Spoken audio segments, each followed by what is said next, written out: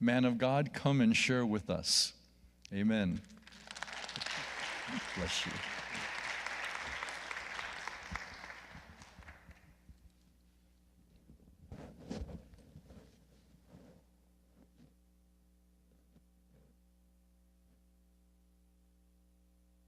Well, it's a blessing to be here.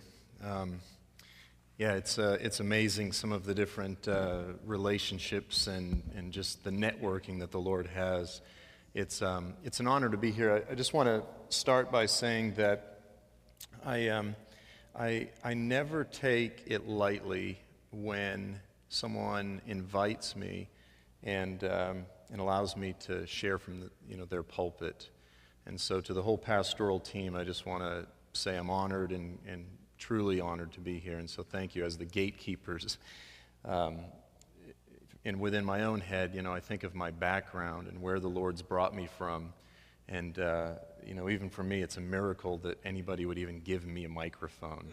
If you know kind of where I've come from, but it's a true honor, and so and thank you all for coming out, especially some of those of you that drove. Is this the third time or fourth that I've seen you? It's been a few times over the years, but you guys are committed. So we do have a rich weekend, and I've gone ahead and tried to, in terms of the different messages, the title of the conference, Emmanuel. Do I have it in the right order? Emmanuel is Israel and Islam, or is it? I'm sure I have the order right. But I tried to break it up so that we are focusing a bit on Islam's role in the end times, that we're focusing a bit on Israel. And most importantly, and this is really the key, is that we're focusing on our responsibility in the midst of all this. It's so important, and actually I think just to begin to contextualize a little bit of what we'll be talking about all weekend, I want to sort of just back up and just touch on sort of the recent history, the contour of church culture. Here in the United States, let's say, in the 1960s, we had the Jesus movement sort of. It really is probably the greatest recent revival that this nation has seen in terms of something that's impacted this nation and just swept a whole host of unbelievers into the church, but beginning out in California and then sweeping across, even really reached Europe. But you had the Jesus movement, and out of the Jesus movement, probably one of, there's a lot of different things. There were signs and wonders. There's all these a lot of hippies coming in, but one of the big factors, and I believe it was a significant factor in the midst of that movement, was Hal Lindsey released his book, The Late Great Planet Earth. And so what you had during this time was you had a whole bunch of people that were first awakening to just the reality of Jesus, the supernatural work that he was doing in their midst. But as they're looking at reading Hal Lindsey's book and then looking at the scriptures, they're going and they're watching as the Roman Empire is essentially being revived, and they're going, this stuff's actually true. There's power in prophecy, and what it does is it validates this book.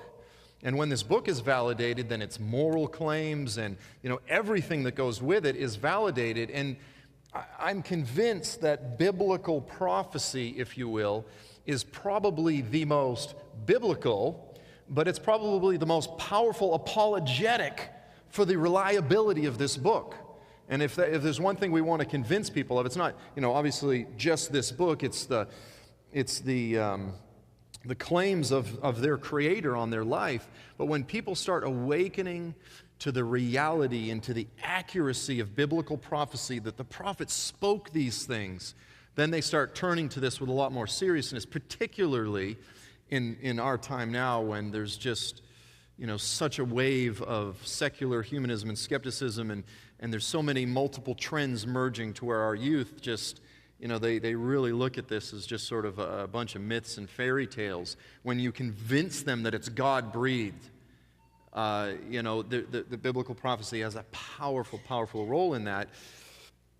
But then what happened, unfortunately, is that, and God bless, the Lord used Hal Lindsey and a lot of other different teachers, but, there were a few things that they sort of got wrong. And so I remember when I first came into the kingdom, and, again, I was really just raised with very little oversight. I mean, I was just a real little hellion from Boston, South Boston, and so suddenly, I'm in church culture, in Pentecostal church culture, and it was, just incredibly foreign. But so, I turn on the TV and I'm watching Jack Van Impe, and he's like, oh, okay, here it is. We're at number 7, talking about the European Union. And beloved, when we get to number 10, this is it. And it was like, this thing was urgent. This was probably, early 90s that we were at that point. And everyone's just saying, when we hit the magic number 10, the European Union, this is it. And then it went, 11, 12, 13, now we're like 21 or something like that. And, and Rex Ellis said, oh my, Jack. Anyway, so, I'm just watching all this. I have no grid for processing it, but it was pressing, it was urgent. And so, obviously that sort of didn't come into fruition exactly as we thought it would. But here's what happened, and I'll just touch on this. Forgive me, I have an issue with my throat, so I have to keep drinking water. I'm not like gluttonous or something.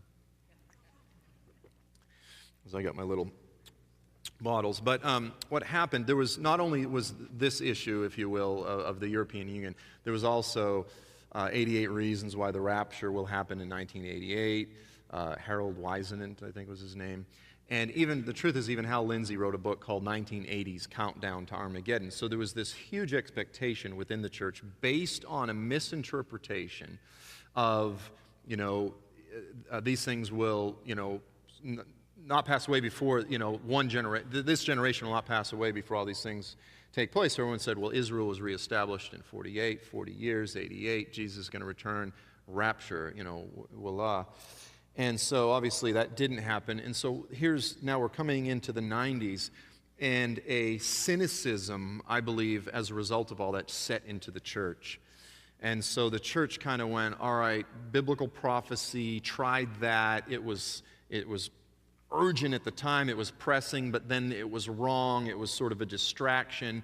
And then a lot of the church sort of, during that time, sort of got swept up more into sort of the, the move of the Holy Spirit. There were a lot of different things that were happening across the earth, and the whole subject of biblical prophecy was sort of just shelved. And it was like, well, we believe these things, but it's kind of a distraction, and let's just wait and see, but let's not really take the time to give ourselves to the study of these things like we did for the past couple decades with that amount of urgency. And so there's sort of, and in my opinion, a real cynicism that has settled over the church. Now, in probably the last decade, it's gone even a step further to where a lot of the church, particularly within the charismatic movement, is turning away completely from premillennialism, which is the idea that Jesus is literally going to come back at the end of the age. There's a literal Antichrist, a great tribulation. He's going to come back and establish his kingdom on the earth from Jerusalem. In other words, premillennialism in a nutshell is you read the Bible simply at face value, you take it for what it says. And so now there's sort of this trending in various segments of the church to say, no. This whole idea of a literal kingdom on the earth, that's all allegorical. We should read that spiritually. The kingdom is now, 100%, and we need to conquer the earth for Jesus fully. It's all about conquering. And biblical prophecy and focusing on the end is a huge distraction. In fact, it's a misinterpretation of the Scripture. So you've got this whole trending, particularly among a lot of the millennials. And so there's sort of this caricature that if you're part of the church that's studying biblical prophecy and still reading it according to that old face value literalist approach, you're sort of a little bit, less educated. You haven't really gone to seminary. You haven't been trained to understand the subtle nuances of Scripture. You don't understand how Paul and Jesus were fundamentally reinterpreting the Old Testament and really destroying Jewish expectations and all these things. This is the language that's coming out of mainstream evangelical seminaries now. And so there's this real turning away from the whole subject at the very moment when the church needs to be awakened to the reality of what's taking place, you've got a whole generation that's looking at those that are as sort of, again, just less educated, sort of out of touch bumpkins, just sort of, they're not engaged in culture. They're not giving themselves to issues of justice. They're just, concerned with just the end times, the end of the world, negativity, escapism, abandonment, self-protectionism, all these things, right? Now, what's the problem with that whole stereotype? What's the glaring problem with that?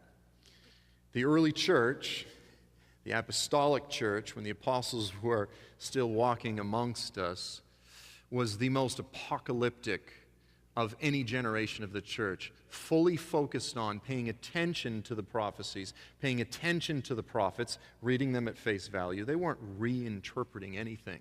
They weren't abrogating or disregarding anything that the prophets were talking about. They said, no, this is going to be fulfilled. Literally, it's going to happen. Yes, when they said, Lord, at this time, are you going to restore the kingdom to Israel? He goes, it's not up to you to know the times or the seasons. The Father knows these things. He says, but you go be my witnesses, throughout the earth.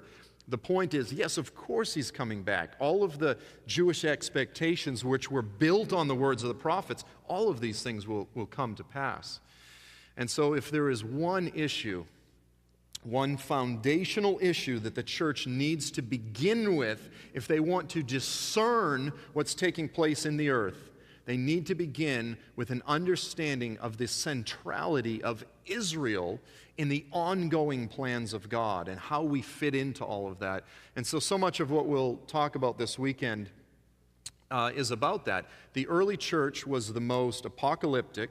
They were also the most culturally engaged. They were also the most evangelistic. They were also those that preached the gospel with the most courage, laying down their lives more than any other generation. So you've kind of got all these, again, these millennials, these younger evangelicals, and they're like, no, it's all about justice, feeding the poor, human trafficking, and believe me, all those things are critical as part of the witness of the church, because in doing those things, what are we doing? We're bearing witness to the nature of the kingdom that he's going to come and establish on the earth. When the Lord comes back, it's the poor, the needy, the forgotten, the afflicted, the oppressed, all of those that are lifted up and healed and beautified and placed in positions of authority. Those that served out of humility, that imitated Christ, made themselves servants, will be given positions of leadership and authority. Right? So it's sort of this great reversal when he comes back. And as we minister to those that are oppressed, that are in prison, that are forgotten, that are hated, that are abused, we're bearing witness to the nature of the kingdom when all of those things will be taken care of by Jesus when he comes back. And then those that exalted themselves, those that clawed their way to the top, those that built their kingdoms here and now, that the politicians that are to put themselves in leadership positions to serve the people, they ensconce themselves in positions of authority for their own empowerment, their own wealth, the building of all of these things. And when he comes back, those that have exalted themselves will be cast down, and those that have humbled themselves will be lifted up. It's the great reversal. It's the essence of the day of the Lord and what's coming. It's all about justice. So you've got all the youth, they're talking about justice, and they don't understand the very heart of the day of the Lord. The very heart of all of these things is the issue of justice. And it's the best way to contextualize how we don't minister to the poor now because we truly believe we're going to eliminate poverty. We're not doing that because we're trying to take over the world. We're trying to influence the world as aliens and pilgrims and strangers here. And as we do that, we're bearing witness to the nature of the kingdom that's coming, and it's coming soon. So that's the background and sort of the context for all this. I believe that the issue of biblical prophecy, we understand the centrality of Israel, the centrality of the covenants that the Lord made with Israel, that he is still going to fulfill, the Abrahamic, the Davidic, and the new covenant, all made with the house of Israel and the house of Judah. And those of us that are Gentiles, we get to come in and partake of it and be part of it. And with that, there's a tremendous obligation to honor and to pray for and to cry out for the people of Israel, the natural branches that have been broken off. So the church needs to awaken to all of these things. I just wrote a paper on a handful, there's probably several guys throughout the 1800s, all of which, simply because they were reading the Bible at a face value, literalist approach, just reading the prophets for what they said, they were clearly declaring with confidence that in the days ahead Israel would be reestablished as a state, as a nation, with a government planted back in the land, repatriated with Jews. And there was nothing indicating this back then. The Zionist movement, the early Zionist movement, really didn't begin until the end of the late 19th century is when that whole thing started sort of percolating. So you've got Charles Spurgeon, J.C. Ryle, Horatius Bonar. David Barron was early 20th century, late 19th, early 20th century. Adolph Saphir, Septimus Sears, S.P. Tregelles, Samuel Tregelles, and then I even found a guy 1,100 years ago, his name was Ishodad of Merv, that was looking at the prophecies and saying, in the end times, Israel will be reestablished as a state. Now, within the charismatic church, I'm sort of just bouncing all over the place, but within the charismatic church, the Pentecostal church, there are, I believe fully in the gift of prophecy, but you can go, let's say you can go online, there might be websites where that catalog the various prophecies that are out there, and again, as part of the movement, I've looked at these things over the years, and I want to be careful, I'm not being cynical, but you look at some of them and it'll be like, 2014, this is the year the Lord is going to take us into new realms of His glory. He's going to release us into new release of His anointing. I go, same thing was being said 15 years ago, pretty much. And I go, where's the real prophets? Where are the real prophets? But here's the thing. These guys that I just listed, they weren't prophets. They weren't like receiving an audible, but yet they were nailing it on the head. They were simply reading the words of the prophets, and simply through biblical exposition, they knew the future. Now, can you imagine when the prophetic church, those that believe in hearing the voice of God, listening to the Holy Spirit, when they get the foundation of biblical prophecy down? Because a lot of, and this is the thing, is the prophetic movement over here that, wants to hear the voice of God, and the Bible prophecy movement, it's like never shall the two meet. There are some segments of the church where they do, thank God for pastors that have some discernment and balance, but really it's a rarity. You don't see it a lot. And so, my heart's cry is that the charismatic movement, the Pentecostal movement, the prophetic movement would get the issue of biblical prophecy down. And then you add a little bit of unction of the Holy Spirit on that, and we would be a church that moves with clarity, that doesn't, that will be able to say, in this year, the Lord said this is going to happen, and then here's scriptural. It's not just sort of just out there subjective. And so there's been a divorce there, and there needs to be a reconciliation. That's a huge issue. But can you imagine how much information the Lord has given us if we would simply pay attention to the prophets? Because there's a tremendous amount of information. There really, really is. So that was sort of a long introduction. I want to shift into the message proper. I'm already 25 minutes in, but I've trimmed this down a little bit.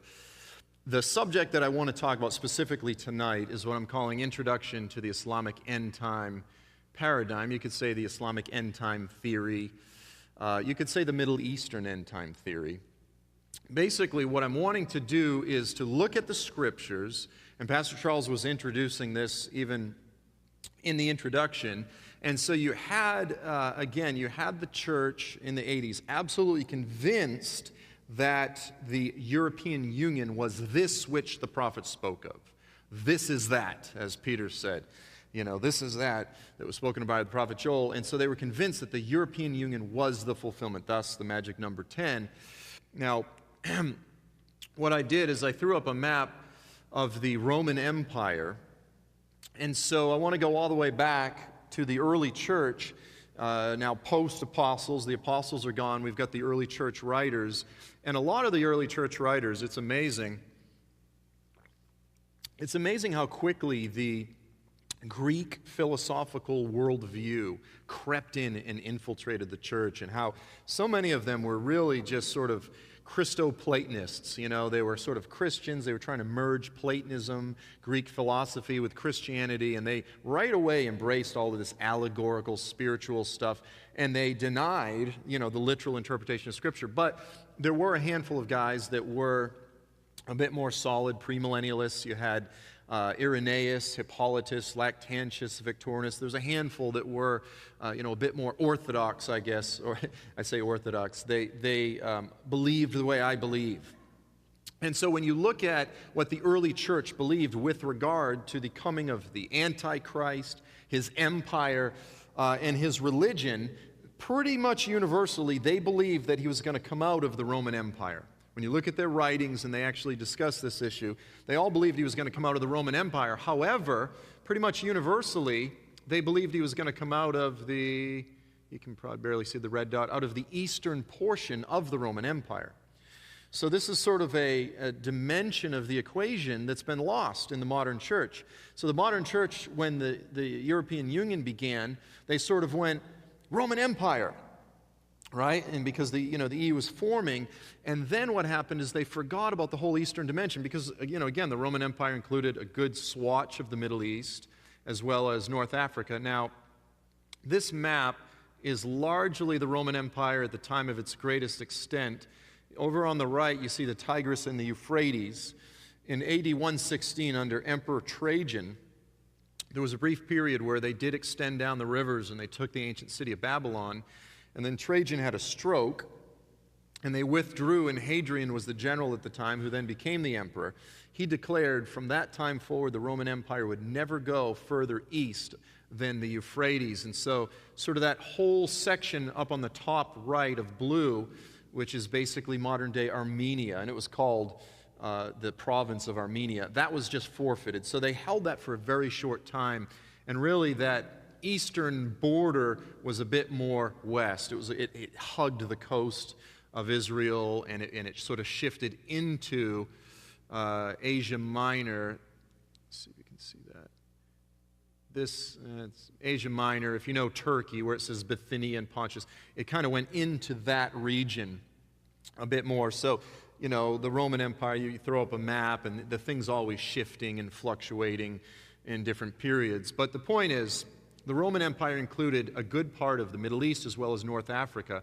So if you believe the Antichrist is going to come out of the Roman Empire, that's fine, but it allows for quite a lot of leeway. And so what happened sort of within popular prophecy culture during the 80s as the EU was forming was there was a false equation that formed in the minds of the church which said Roman equals European. Now, Roman does equal European, but it's far more than that. You're limiting the Roman Empire when you just say European. And so then, when someone like myself comes along, and there's a handful of other guys that were sort of all getting this in the same time frame, they're going, no, wait a minute. You look at the Scriptures, and it's pretty clear, and you look at the early church, and they expected the Antichrist to come out of the Middle East, and they go, no, that's heresy. What are you talking about? That's what the early believers said. No, because it's the European Union. You're not being, you're violating tradition. You go, tradition for the past 15 years, you know what I mean? Like, get a bigger picture. And, but that's what happens in our little church cultures. We develop an idea, concept, and then, we develop traditions very quick. So that's the backdrop. Now, I want to look at some scriptures which address this, because I personally believe that the Antichrist will come out of sort of that section of overlap, if you will, where the Roman Empire extended into the Middle East. But I believe that Daniel the prophet was speaking specifically of what I'll call the Islamic Empire, and it's really out of the series of historical Islamic caliphates, is what they're called. A caliphate is essentially a dynasty, an Islamic form of government, that he was speaking of, that final crushing beast that would devour, the whole land, the whole earth. And the point in all of this is to highlight the Israel centricity of it all. Because this is what happens with Americans as we start studying biblical prophecy, and, universally, everywhere I go, if there's a Q&A, where's America in Bible prophecy? And you know, I go like, I hate to break it to you, but this book is not all about us. It doesn't revolve around the United States. It revolves around Israel, Jerusalem, Israel, and the Middle East. And we're kind of like vaguely referred to as those that dwell at ease in the coastlands. You know, it's just kind of like, you know, those that are whatever, you know, watching Dancing with the Stars.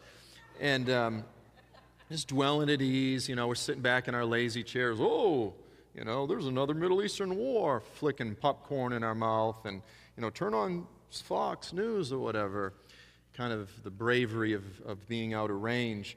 But to get the biblical context, and so really what we're talking about is a thoroughly biblically contextualized perspective on the end times. It's an Israel-centered, Israel-centric perspective. So there are really two, I'll say three pillars of the Roman view, of the Roman European-centered view. The first is Daniel 2. That's the Nebuchadnezzar's dream of the metallic statue. Then you have Daniel 7, which is really a sister chapter, which is Daniel's vision of four beasts. Now, they're telling the same story. Both chapters, both visions, if you will, are telling the same story. They're using different imagery to convey the same message. And then a big one that I run into constantly is Daniel 9, verse 26, which speaks of the people of the prince to come, and we're going to look at that. But universally, when I throw out the idea, well, I believe the Antichrist is going to be a Muslim from the Middle East, they go, Daniel 9:26, people of the prince to come. You go, no, I understand. Daniel 9:26. Like, no, I fully understand. No, you know, and you're just like, oh, you know, it's like, it's this weird, strong, Roman, Daniel, you know. And so I want to unpack that a bit, because I believe that I fully understand what people are pointing to, but I believe that when we unpack it a bit, that we'll see that sort of the understanding of the church was fairly surface, and really you just go a little bit under the surface, and it's pointing to something quite different. So I want to begin with Daniel 2. Now again, the context here is that you know, the Jews are in exile, they're captive in Babylon. King Nebuchadnezzar, the emperor, has had a dream, and the dream has deeply disturbed him. He calls forth all of his magi, you know, all of his court magicians and whatnot, and he says, listen guys, not only do I want you to tell me what the dream means, he says, tell me what the dream was. And they're just like, oh no, you know, this is hard magic, Lord, you know, and so then they go, well, wait a minute, there's this guy named Daniel, and he's really slick at dream interpretation and so forth. So let's call Daniel, and this is really the context where we pick it up. Daniel is standing before Nebuchadnezzar. He is actually gone. Basically what he did is he said, King, let me just sleep on it. And he said, I serve the God of heaven, and he'll reveal it to me, which he did. And so now here's Daniel standing before Nebuchadnezzar. He says, you, O king, were looking, and behold, there was a single great statue. That statue, which was large and of extraordinary splendor, was standing in front of you, and its appearance was awesome. The head of the statue was made of fine gold. So you get the first component is fine gold. And then its breast and its arms of silver. Its belly and its thighs were made of bronze. Its legs were made of iron. Its feet partly of iron and partly of clay. Then he says, you continued looking until a stone was cut out. So there's just a stone cut out without human hands, and it strikes the statue on the feet of iron and clay, and it crushes them. So it crushes the feet of iron and clay. Oh, I reversed the verses at the bottom if you're following that. Then the iron, the clay, the bronze, the silver, and the gold were all crushed at the same time. They were crushed all at the same time, and they became like chaff from the summer threshing floors, and the wind carried them away so that not a trace of them was found. On the other hand, the stone that struck the statue became a great mountain and filled the whole earth. Now, biblically speaking, mountain is very commonly used throughout the prophets to refer to kingdoms. Mount Zion, the Mount of Edom. You know, there's quite a few times it refers to a kingdom. So this stone becomes a great kingdom, and it fills the whole earth. But the point that I want to touch on here, and I'm just sort of skipping over this these passages, is really just touching on it, is the fact that when the feet of iron and clay are destroyed, all of the other empires, these represent empires, by the way, and Daniel will elaborate on that, they're all crushed at the same time. So the head of gold, the belly and the arms of silver, the chest and the arms of silver, the belly and the thighs of bronze, everything is destroyed all at the same time, and they all became like chaff, and the wind just blows them away. Now, the traditional view, again, down through most of church history, has been that this is what the statue is speaking of. The head is the Babylonian Empire. Daniel actually says, "You, O king, are the head of gold. After you will come another kingdom." We know that the Medo-Persian Empire came after. And then the Greeks, Alexandrian Greek Empire, and then the Roman Empire. And so this has, again, been the traditional perspective. Pulled this image off of the internet. So there's sort of the breakdown. The head of gold, chest and arms of silver, belly and thighs of bronze, legs of iron, feet of iron and clay. And see if they've got there the kingdom of restored Rome. So it's sort of the legs of iron represent the Roman Empire, and then the feet represent the restored, revived, last days Roman Empire, and then the rock crushes that. I want to argue that I fully agree with the first three, with Babylon, Medo, Persia, Greece, but I want to argue that perhaps Daniel was not necessarily speaking of the Roman Empire with regard to the fourth kingdom, with the legs of iron and the feet of clay.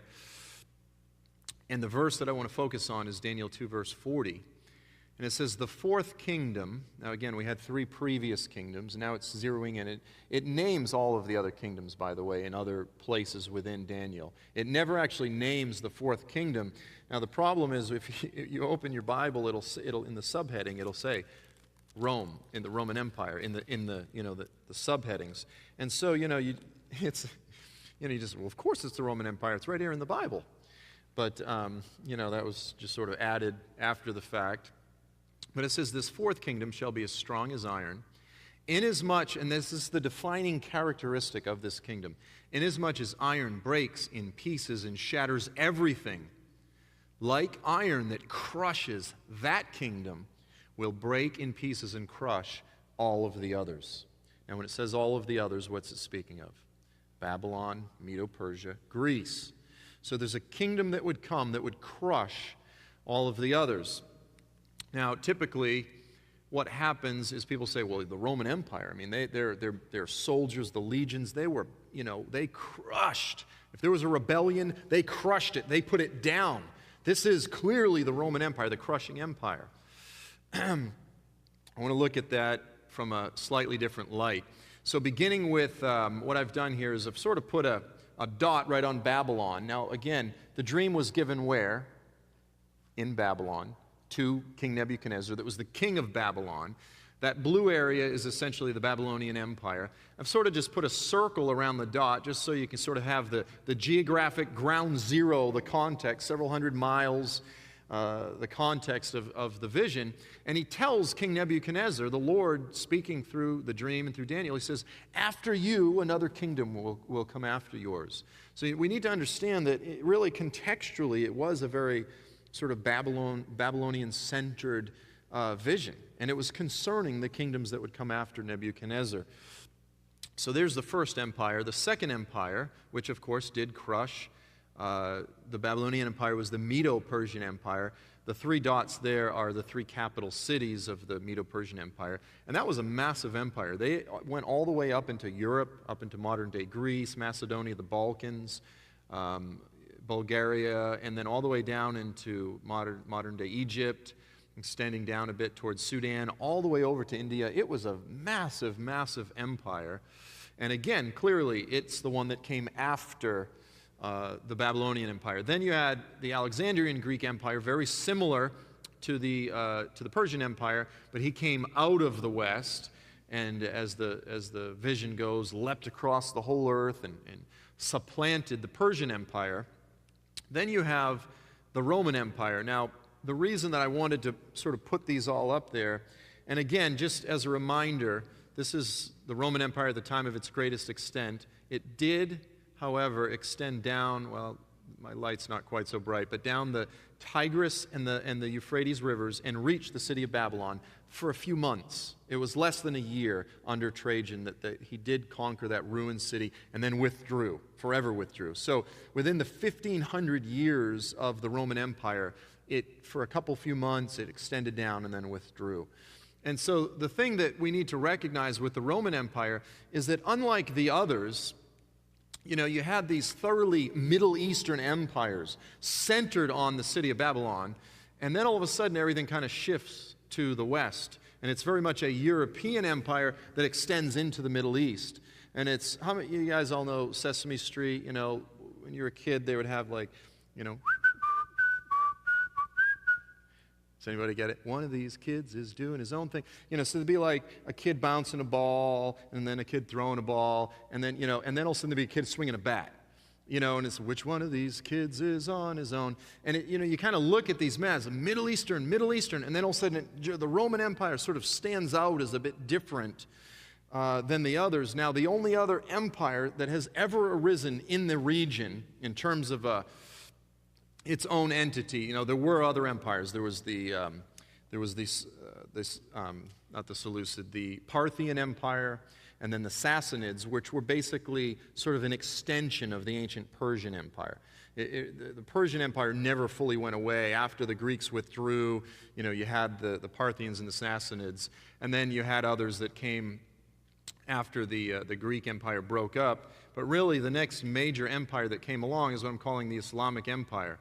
Now, Muhammad in the 7th century burst forth out of Arabia, that's down in the Arabian Peninsula, and very quickly burst forth. And this is not necessarily the areas that were controlled fully by the caliphate, if you will, but these are the regions that have come to be dominated by Islam, where Islam is largely a Muslim majority. Now, it's working its way down Africa, and even today, nations that, once were, Nigeria is in the middle of just a major, of course, Nigeria is sort of over on the left, on the west, contending with Islam pushing its way south, and the church, we need to be praying that they would push back north and really reclaim Africa. It's amazing at what a crushing that is taking place in that whole continent. But really, Islam, it's amazing in terms of, did it crush all the others? Because this is really the biblical criteria. Is it which, between the Roman Empire and the Islamic Empire, which one crushed all the others? And, with the Roman Empire, you go, well, it kind of did. It partially did. It crushed maybe a third, for instance, of the Persian Empire. But, and yes, it took Jerusalem, which, so you have to sort of force it to fit a little bit. But with with the Islamic Empire, it's just like, did it crush all the others? Boom, absolutely, completely. And so in terms of weighing these two candidates, if you will, I'm convinced that the Islamic Empire sort of fits the bill much more in terms of what Daniel was describing. Now, the reason that I put this up, these are the nations that are Muslim majority, and then as it gets lighter blue, less so. But the point here in putting this up, again, Israel, here's Israel right there, the apple of God's eye. The point that we need to recognize is that this whole thing is about Israel.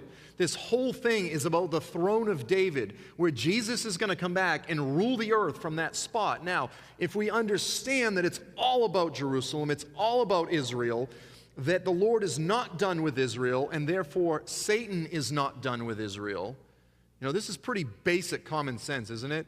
You've got all these believers throughout the church, and they go, the Lord's done with Israel. And you go, well, if the Lord's done with them, then why isn't Satan done with them? And they're like, oh, you're just making that up. You know what I mean? There's just the rise of anti-Semitism globally and throughout the Middle East and even in the church. That's just, that's just because the Jewish bankers got their fingers in everything and they control Hollywood. Whatever. Then they start getting into all these conspiracy theories. And the fact of the matter is that Satan has always been after the Jews in every nation. There's never been a people that have been more persecuted throughout different time periods, different nations, different reasons, by different peoples, because the Lord still has a plan to glorify and vindicate His name in them. And so Satan's after them for that very reason. And if we, again, have the discernment of a log, we should be able to see that. And we should be in prayer about it. I mean, this is just basic, this is biblical faith 101. But so you look at that, you go, okay, right in the middle of that is Israel. All those dark areas are the regions that are now dominated by Islam. Now, if we have an Israel-centered perspective, you look at that and you go, how did we miss this? How did we miss this? We're all focused on Europe. Why? Because largely we're in the West and we trace our history largely through Europe, and school education and everything. And we just, again, we think that this whole thing's about us. We think the whole prophetic story, our history is God's history. And the Lord goes, no, my world history is a little bit different than what you've been taught in school. If you grew up over in China, the Ming Dynasty, you've got a different history that you've been taught about how you came to be. But the Bible has its history and its story, and it all centers around that city and that nation of Israel. And so it's just simple common sense. You go, this is the empire that has arisen, that has crushed all the others, that has completely crushed Babylon, Medo-Persia, and Greece, and it hasn't gone away. And it's still spreading, it's still crushing to this day. Now, Daniel 7, as I mentioned earlier, is a sister chapter. It's a sister prophecy with Daniel 2, and I just want to highlight verse 7, which is reiterating and telling the same story. It's using the beast now instead of the legs of iron. And it says, after that, in my vision at night, it's speaking again of an empire, I looked, and there before me was a fourth beast. You had the fourth empire, now the fourth kingdom, now you have the fourth beast. Terrifying, frightening, and very powerful. It had large iron teeth. It crushed and devoured its victims. So first it crushes and devours its victims. And then after that it tramples whatever is left. I interviewed some evangelical pastors from Damascus this past year. I probably shouldn't even have said that. You just think of the Christians in Syria. You had roughly 1.8 before the recent war, 1.8 million Christians struggling, a lot of them traditional, Catholic, Orthodox, but there's a small struggling, evangelical community there as well. And they've held out. This used to be the heart of the ancient church. Antioch, Damascus, Asia Minor, Ephesus, that whole region. This was the heart of the ancient apostolic church. Now a tiny struggling minority. And now all these years later, the beast of Islam is trampling the residue. That which has been devoured, that which has been broken down, the residue, the struggling little bit that's left is being trampled underfoot. But I want to, again, unpack this a bit more. When we look at the Roman Empire, we say, does it meet that criteria, that description of the crushing, devouring entity? In fact, the Roman Empire, when we simply look at history, we know that it's well known for actually adding infrastructure. It was actually a nation-building ancient empire. It added law, it added order, it added roads, aqueducts. This is what the Roman Empire was known for building up nations. Now, again, it was just a giant revenue-collecting project, don't get me wrong. The reason they built the roads was so that they could send the taxes back much more quickly. I mean, that was really what it boiled down to. But that was really the nature of ancient empires, was a revenue-collecting project.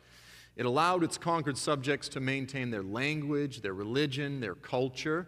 Again, the Jews in the first century, they had the temple, they were allowed to do their thing. Now, granted, they had to tip the hat, sort of bow to Caesar, again, pay the taxes. As long as you sort of did that, you were allowed to still carry on your own culture, language, etc. But much of the Roman Empire, in fact, was not really crushing all these other cultures. It itself was overwhelmed by Greek culture. In a lot of ways, it just adopted, the Greek gods. It changes the names and so forth. It was just the Greek pantheon of gods. Again, the Jewish temple prospered throughout, the Roman occupation, if you will, so long as they didn't get too riled up, which they eventually did. They were proud of their tolerance. The Roman Empire was a fairly tolerant empire in terms of ancient standards. On the other hand, you have Islam. Now, this is a map which details the early conquests of Islam. Probably can't read the dates, but Muhammad died in 632 Muhammad was the founder of Islam. So 7th century, 632, he dies, and immediately they start breaking out. So the dark area, sort of the black area, that's the areas that he conquered as during his 20-so-odd year career as a fledgling cult leader out of the desert. And then after he died, the general of his army was Khalid ibn Walid. They called him the Sword of Allah. And so then you have sort of that maroon or that brown area. Those are the areas that were conquered in a mere 29 years after Muhammad died. 30 years. 30 years? 29 years. So here was the ancient heart of Christianity. Jerusalem, Alexandria, Ephesus. Ephesus, I guess, is a bit more west, but Antioch, which is sort of right in between the border of Syria and modern-day Turkey. Let's see if I can get that. Follow the dot. Right about there is modern-day Antakya. And I mean, this was within this brief period, the church just out of nowhere, this thing just explodes across the region and is just devastating the ancient church. We've got some statistics. And then, of course, within roughly 100 years, all the way up into Spain and all the way across northern Africa. So within 4 years after Muhammad died, get this, now in ancient times, 1/3 of a million, 333,000 Christians were killed. The next 10 years, 1 million Christians were killed. Again, in ancient times, these numbers are tremendous. They would besiege a city. Now, this, by the way, is based on Islamic early source documents. This is not just sort of like some guy who doesn't like Islam who's making stuff up. When you look at the early documents, their own scholars, as well as some of the early Christian records, this is clearly part of their record. They would besiege a city, kill all resistors, distribute the booty, and then march 30 to 50,000 women back to Mecca as women, slaves, concubines, whatever. Islam, unlike the Roman Empire, didn't want to nation build. They wanted to pillage and plunder. Islam was they were desert pirates. This is what it was, a desert pirate cult.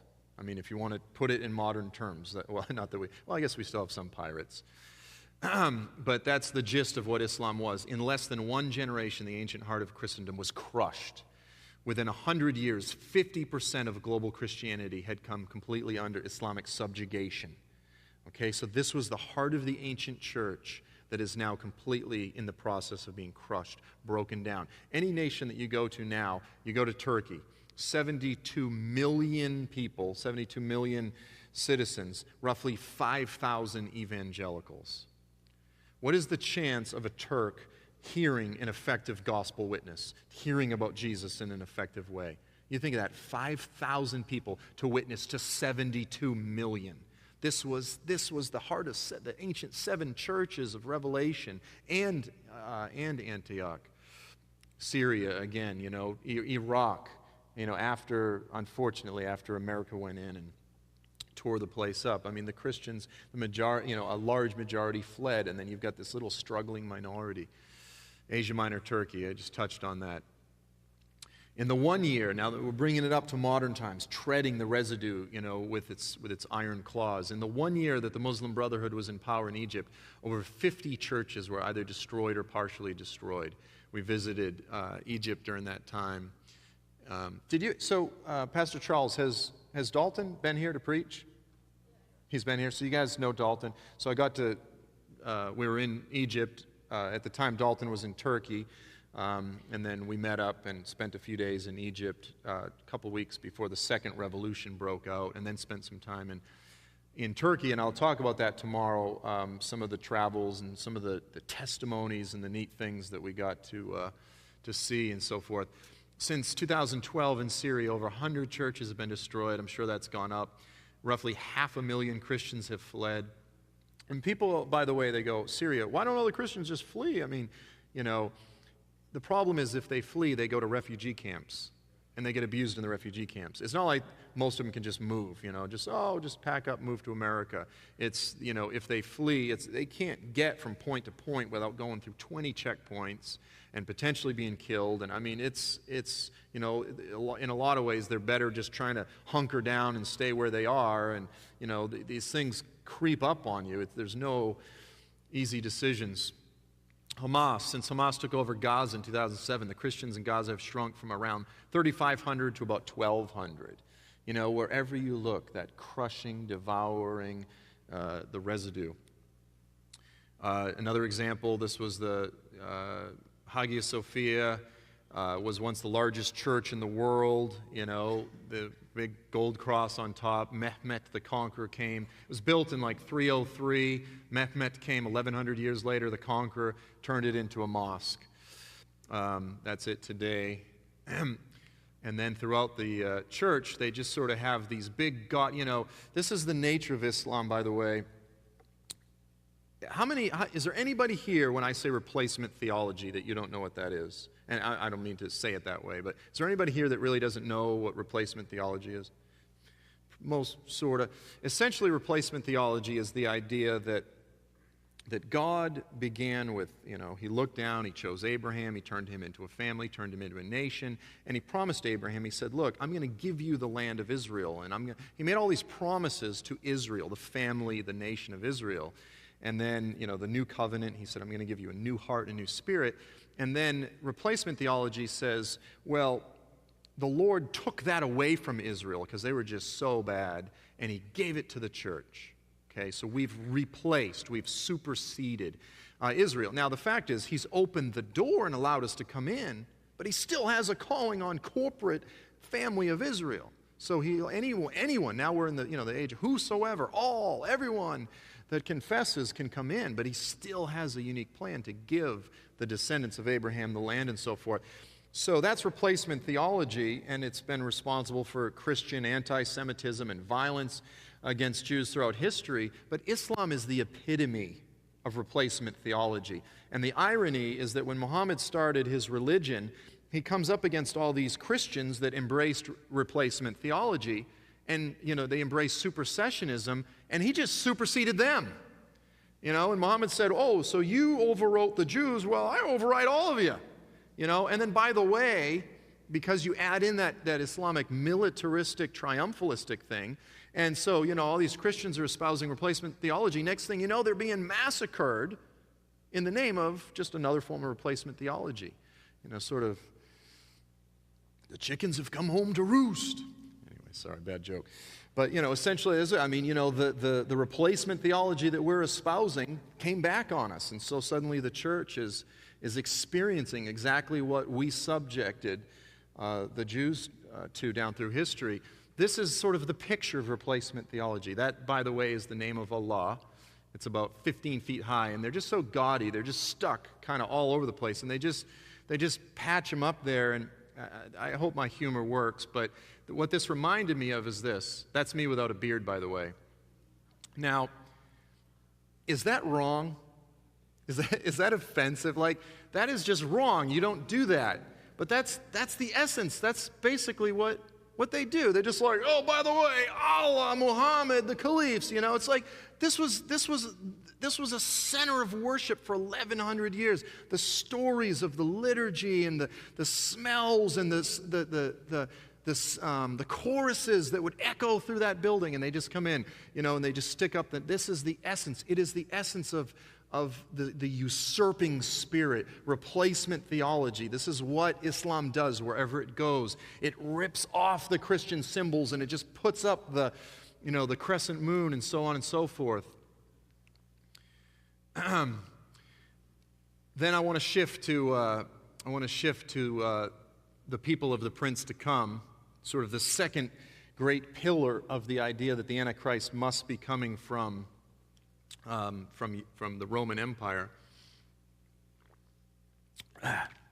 So in essence, we're dealing with this verse that sort of gets pulled out of a prophecy. It's one of the most complex prophecies. It's the prophecy of 70 weeks, and we won't get into it all. But it's this one line that everyone zeroes in on, and it says, the people of the prince who is to come shall destroy the city and the sanctuary. And so what everyone does is they look at this and they go, well, that's speaking of 70 A.D., when Titus came in with the Roman legions and destroyed Jerusalem and the temple. Okay, so everyone, what they say is, the people of the prince to come, well, they say the prince to come is the Antichrist. So they say the people of the Antichrist will destroy the city and the sanctuary. So they go, the Romans destroyed the sanctuary, therefore the Romans are the people of the Antichrist. Okay, that's the logic. And again, just sort of a perfunctory, just, surfacey reading of that makes sense. Yeah, it says the people of the Antichrist will destroy the sanctuary. We know the people that did that were the Romans. History thoroughly testifies to that fact. There's just sort of there's Titus and everybody carrying off the Jewish treasures from the temple. Here are some errors, logical errors, if you will, with this popular position. It assumes the following equation, that Roman citizens were Italians, okay? And that all Roman citizens were Europeans. Now, that's historically inaccurate. And the reason is, very simply, because by 70 A.D., the Roman Empire, the Italians that had started this expansionist project, got lazy. It's real simple. And they go, why should we fight wars when we can make the provincials fight wars? When we go and conquer the Syrians, or conquer the peoples of Asia Minor, or conquer the peoples in modern-day Israel, we're just make them fight our wars, and we're just going to sit back and sit back in Italy and just pig out. I mean, this basically was the idea. And there's a pattern there, by the way. We're getting to that point now. We don't even want to send our own, soldiers to fight wars. We just hire people to do it. But so essentially, first of all, the Roman Empire, I don't know if I threw up another map. The Roman Empire, let me just give you an example. Let's say that I'm going back to my hotel tonight and I stop at the gas station and I get someone just, whacks me on the back of the head and takes my wallet. And the police come and they say, well, no, I guess that doesn't work. They attack me from the front. I have to see them. And the police says, well, what did they look like? And I was like, they were Americans. They were Americans, officer. What did I just tell them? I didn't tell them anything, right? Because we've got every kind of American there is. Can anybody guess what I am, by the way? Good luck. I'm just like a big mix of all sort of things. I always say I should have gone to work for the CIA. I can infiltrate good part of the ethnos of the earth. But when we were in Turkey, the Turks kept coming up and saying, Assalamu alaikum? They like, are you Arabic or, Farsi? They couldn't quite figure it out. But the point is this, the Roman Empire, just like the United States, was comprised of many different ethnic peoples. Okay, and so it wasn't just Italians. You had Illyrians, Celts, Arabs, 15, 20 different tribes just in Germany alone. You had all these different peoples. And so the Romans started recruiting the provincials, and that's basically who made up a large part of the army. This project began under Augustine in like 15. So by 70, the overwhelming majority of the armies, particularly in the Middle East, were Middle Easterners. Now, the specific word in the prophecy is am. For the word for people is in Hebrew is am.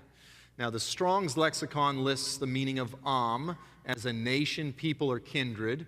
Wilhelm Gesenius in his lexicon, sort of revered Hebrew scholar from the late 19th century, lists the primary meaning of the word as single races, tribes, race or family, kindred, relatives.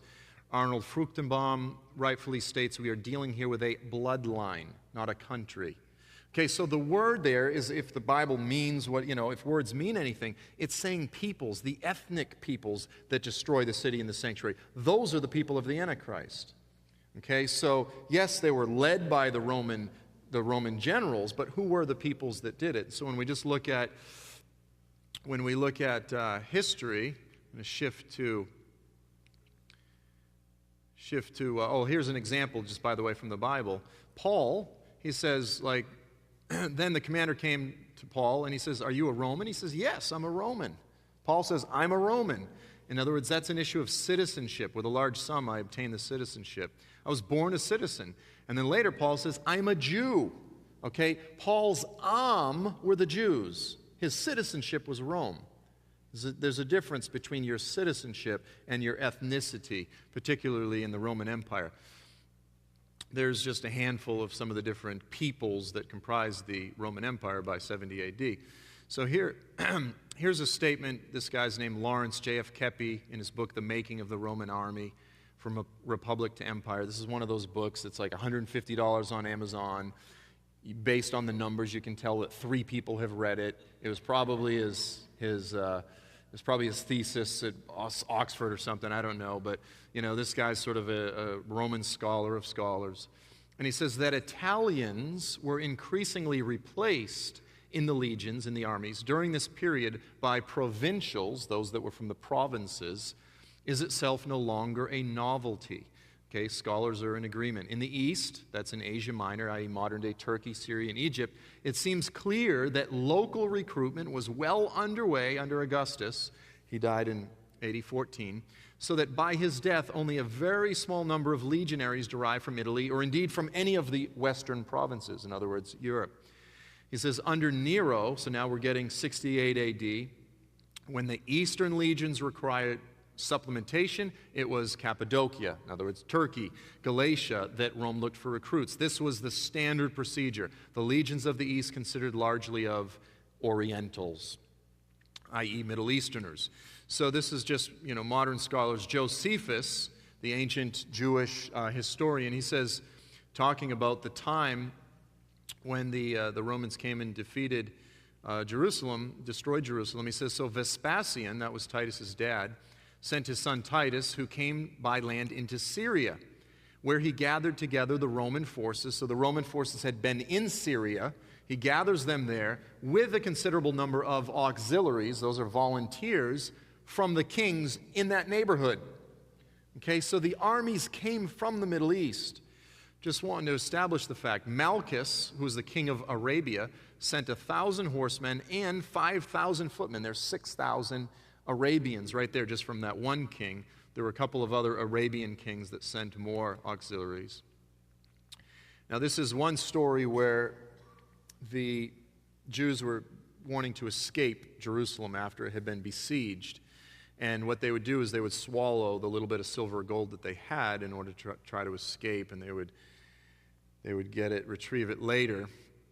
The multitude of the Arabians with the Syrians cut up those that came as supplicants. So they come out saying, "We surrender," and search their bellies. So one of them had seen somebody who, I guess he was trying to retrieve the gold, and he figured it out. So anyone that came out, they started cutting them up to try to fish out some gold out of their intestines. Nor did it seem to me that any misery befell the Jews that was more terrible than this, since in one night's time about 2,000 of these deserters were thus dissected. So who were the peoples that were doing it? Arabians, Syrians. Now, we're going to come back to the issue of the Israel centricity of all of this. Now, what happens when I throw this out, people go, "Oh, that's all good and fine," but the point is, it was still commanded by the Roman generals. They go, "Yeah, okay, fine, it was mostly the Middle Easterners that did it," but they go, "It was commanded by the Roman generals, so it really doesn't matter, it's all about the Italians and the Romans and so forth." This is an amazing little piece of history. Now, a certain person came running to Titus, the general, and told him of the fire. So the temple is on fire.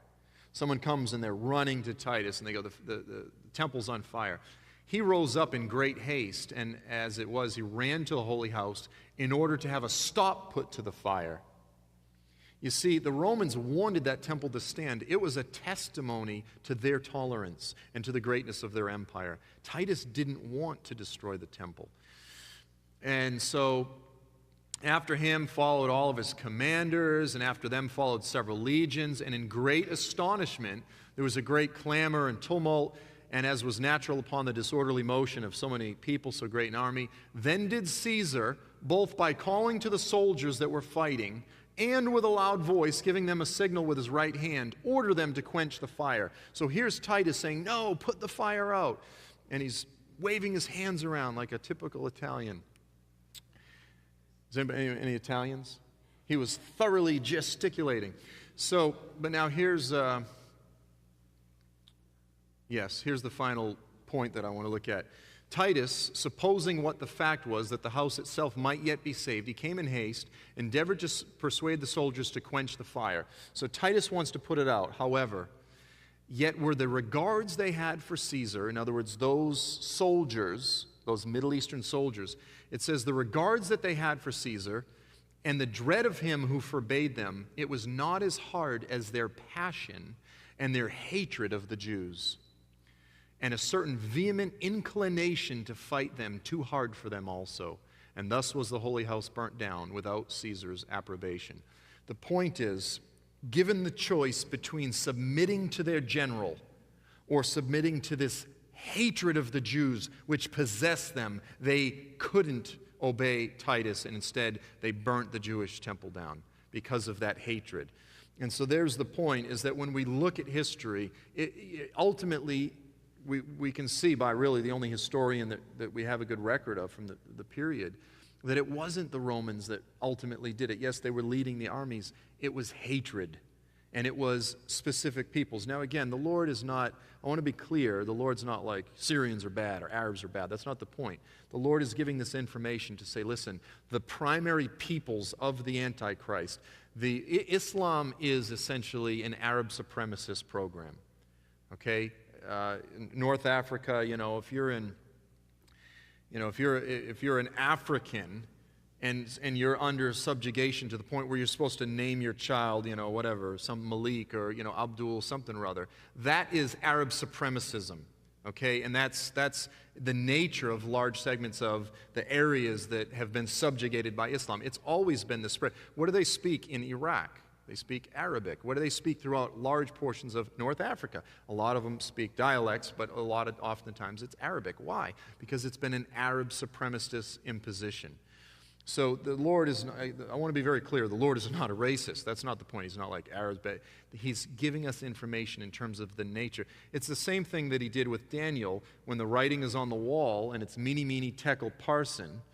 And then Daniel says, he reads the Perez, which means divided, and it rhymes with Paras, which means Persians. And he goes, your kingdom has been divided, and it's given to the Persians. And the Lord's just telling us that this Arab supremacist religion, this culture that burst forth out of Arabia, it's far more than just Arab. He's giving us an indicator of which empire it would be in the last days. And again, both with Daniel 2 and 7, and then here with the people of the prince to come, it's pointing to the Middle East. But the other issue that it's always pointing to is the hatred of the Jews. It's pointing to this supersessionist, triumphalist spirit that Islam believes it's been given a divine mandate to spread itself throughout the earth. Now, that's the close of the message. The point is this. Again, in the 80s, people were looking at Europe. They were saying, this is that. It's amazing how when you begin looking at the scriptures with this more Middle Eastern, I'll call it again, the Islamic end-time paradigm, how all of a sudden everything starts making sense. You look at the news, you go, this is falling in line exactly with what Daniel said. This makes sense. You have all these aha moments, and again, you come back to where you say, this thing actually is legitimate. And it's not just the Middle Eastern perspective, it's the Israel-centered perspective. Because what I've been accused of, by the way, is they go, well, this is what Christians always do, is they just point the finger and cast the latest political boogeyman of the day, the latest political enemy of the day is the Antichrist, right? The boogeyman du jour of the day. The Antichrist. No, you're the Antichrist. And this is not at all an American-centered perspective. Oh, like we're at war with the Middle East, with radical Islam, and therefore I'm just casting. No, this is a biblically contextualized, Israel-centered perspective. It has nothing to do with an American-centered perspective. In fact, for the rest of the weekend, particularly on Sunday, I think the first service, I have a message that I want to share, and it's probably my favorite message to share, but it's all about receiving the Father's heart for Muslims, loving Muslims, And so I just want to thoroughly qualify that nothing that we're talking about is intended to stir up fear or hatred or any of these things toward Muslims. The Lord wants to do among them what He's done for us, which is open their eyes to see the Father and to welcome them in just as much as this dumb punk from Boston, and make them part of this family as well. So we'll end it there. Went a bit long. Thanks for sticking it out. Tomorrow, we're going to jump into, again, some current events, share some of the testimony, some of the neat things the Lord's doing, some pressing prophecies that are being fulfilled in our day, as well as I think I'm going to touch on the Olivet Discourse. I want to deal with the Olivet Discourse, which is Jesus' sermon on the end times, because it's one of the most misinterpreted and yet essential passages that we need to get down, with some critical messages for us as well. So I'm going to close with prayer. Father, we thank you for your word. We thank you that throughout the earth you looked and you called us and you made us part of your family. We ask that you would put a holy sobriety on all of us, that we would tremble before your word and the days that we're living in, that you would open our eyes, that we could look out and see that which the prophets spoke of, that is now the pieces are falling into place and coming into alignment. And your people, your covenant people, are increasingly being hedged in and surrounded on every side as the rise of hatred of your people spreads throughout the earth. We ask that you would give us the wisdom, the discernment, and the humility to stand with you and with your people in these last days, that we would stand against the rising spirit of the age, the propaganda and the lies of this age, of this whole system, that we would see things with your eyes, and that we would be a people prepared. We would understand the times, and we would know what we should do about it.